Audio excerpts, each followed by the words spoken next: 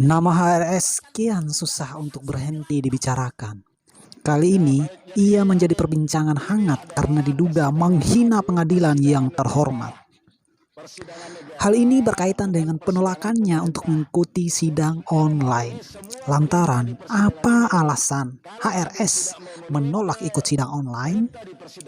Berikut alasan HRS menolak sidang online. Pertama, merupakan hak dari HRS untuk hadir di persidangan. Dalam hal ini persidangan offline menurut pasal 154 ayat 1 KUHP yang berbunyi, Hakim Ketua Sidang memerintahkan supaya terdakwa dipanggil masuk dan jika ia dalam tahanan, ia dihadapkan dalam keadaan bebas.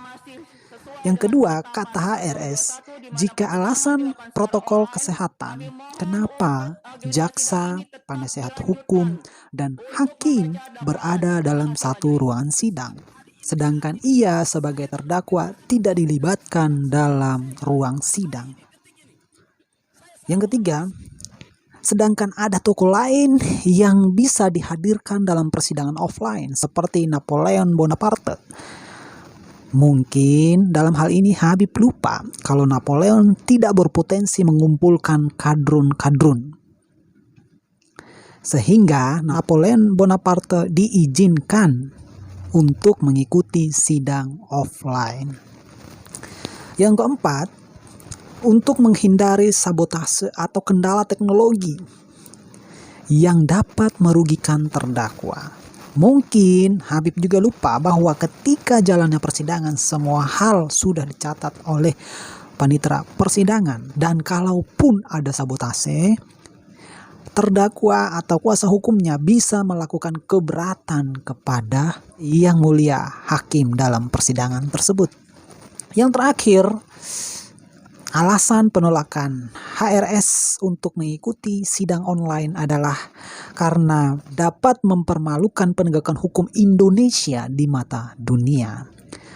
Selama ada payung hukum, pastilah dunia akan melihat ini sesuatu yang memalukan atau tidak. Bahkan di Singapura sendiri ada putusan mati ya terhadap terdakwa secara online. Sesungguhnya ada pun alasan kenapa HRS harus ikut sidang online. Yang pertama, sidang online merupakan ketentuan dari Peraturan Mahkamah Agung Nomor 4 Tahun 2020 tentang administrasi dan persidangan perkara pidana di pengadilan secara elektronik. Yang kedua, untuk menghindari kerumunan massa atau para kadrun yang biasanya siap mati untuk membela Habib yang menyebabkan terganggunya protokol kesehatan. Nah, hal ini tidak akan ditemukan dalam persidangan offline seperti yang terjadi pada sidang offline Napoleon Bonaparte karena Napoleon tidak memiliki kadrun yang siap mati untuk dia. Pada akhirnya, ketika Habib mengekspresikan penolakannya, maka ia telah dituduh menghina pengadilan dalam persidangan tersebut. Sehingga Habib melanggar pasal 216 Kitab Undang-Undang Hukum Pidana yang pada intinya barang siapa yang tidak menuruti perintah atau permintaan yang dilakukan menurut undang-undang oleh pejabat yang bertugas menurut tugasnya berdasarkan perintah undang-undang, maka yang bersangkutan diancam pidana penjara 4 bulan 2 minggu. Adapun tindakan Habib yang menghina persidangan sebagai berikut.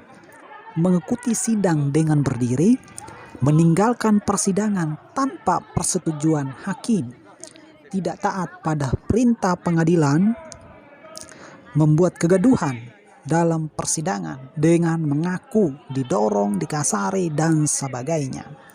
Ada juga perilaku tercela yang dilakukan oleh pengacara HRS dengan mengatakan hakim jelek.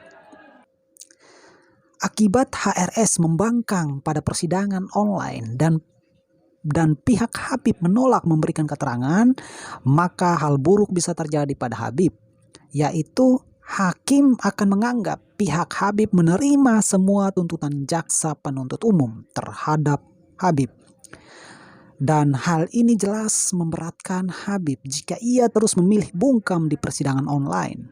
Dan hal ini pula membuat pengikutnya makin geram atau bingung berbuat apa selain menghujat rezim Jokowi.